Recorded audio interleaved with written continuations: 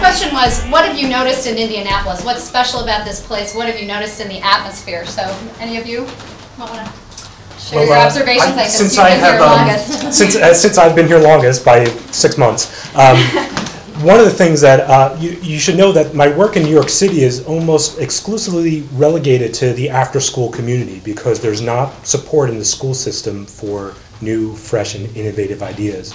What's happened through the Mind Trust, through the work of David and Mayor Peterson and Dr. Stinson, is that my project is now being implemented during the school day with teachers in schools, which is an extraordinary thing for me. And it's something unique to Indianapolis that, frankly, I'm not sure would happen anywhere else at this point. So that's my experience.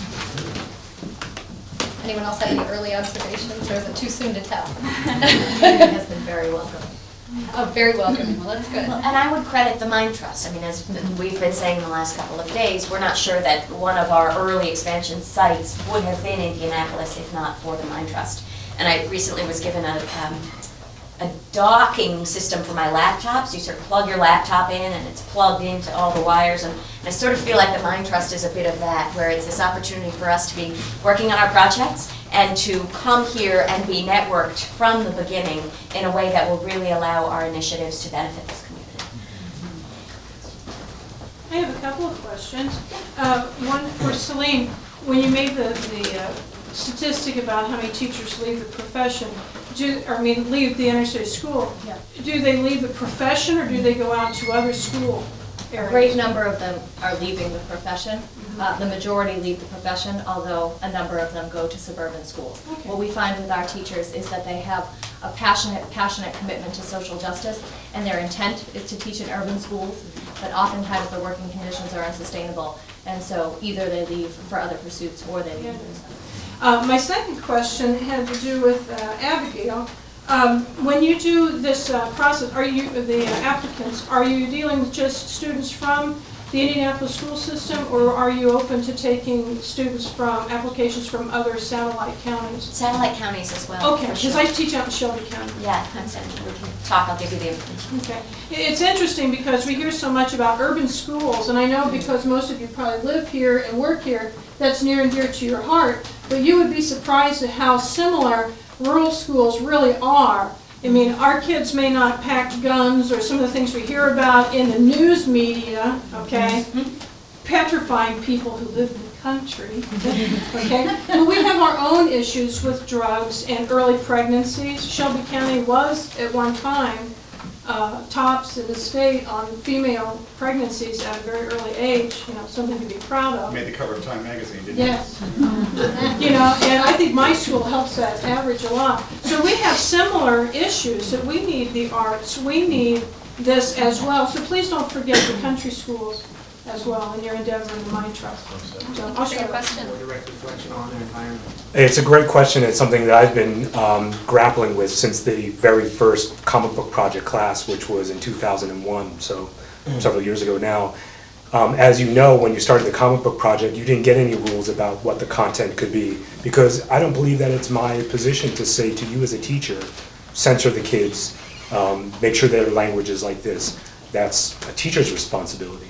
My role is more so to try to provide you with the resources and the ideas and the model that you can then run with. That said, given that freedom in different kinds of projects, the content can get very touchy and very sticky. And it's going to be even more so with the music-based project, because that's the nature of youth music. And frankly, I don't have an answer for you just yet. I think it's going to be one of the things that we're going to learn along the way in terms of how teachers and how students, frankly, grasp tough issues in life and in school. One thing I would say, though, is I would rather that children synthesize and work through these issues in school through a comic book or a song than out on the street with a gun or a gang. So while it may be a real challenge for schools and school districts and, of course, superintendents who get the calls from wary teachers and neighbors, I think it's something that we really need to think about. I wanted to ask Earl, your program will cost school districts money, and Don Stinson's a hero to me and many others, and I'm not the least bit surprised that you're talking with Don and that things are going well there. But we're in very tough economic times when school districts are cutting back on programs and teachers, et cetera. How are you planning through that as you see a decrease in resources for a program that requires, or at least potentially requires, an additional injection of resources? Yeah. Let me start with the end. I mean, I think in tough economic times you need to invest in things that you actually know work for children. And Summer Advantage is one of only 2 scientifically validated programs in the country. If children grow through it, as opposed to losing 3 months during the summer time, they will gain 3 months. That's a 6-month delta. There are very few other educational initiatives or spending initiatives that can point to that type of result. So that's one. The second is, what we're really doing is, it costs about $1,000 a scholar for the program, and we're looking at pre-existing funding streams. Summer school, which really doesn't, in no disrespect to anybody, but it doesn't really help children at all. So that's wasted dollars in many cases, not in Mr. Simpson's district, but in every other district. You're right on target. And so, can you take that $500 and apply it to a program that works for children? Are there other funds, Reading First, AmeriCorps dollars, where you can tap in and put together something, an investment that is actually going to produce returns? Great. Any other questions? I might make a comment Yes, or two. please. I'm kind of sad that I'm at my age, thinking toward the end of my career, with so many great things happening in education. This is the most exciting part of my career. And you know, what is represented here tonight in working with these great fellows is the fact that for the first time in 35, 36 years of being an educator in Indiana, we're seeing a major paradigm shift begin to happen as a result of work at the Mind Trust. And it also actually started with Bart Peterson as mayor and the whole charter school movement in Indianapolis. Now, this is a public school superintendent saying it. You know that. That forced us in my world to begin to look at learning differently. Understanding that in the 21st century, we need to be looking at a complete different skill set if our children have any hope for life.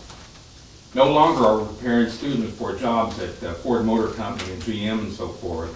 We're looking at a job level of much more creativity. And when we hear these fellows and what they bring to Indianapolis and the potential for our schools, it is one of the most exciting things that I can possibly think of. So thank you for being here, and I'm just glad that as superintendent of Decatur and Decatur Township, we're a part of working with you, because this is going to make a difference for our students.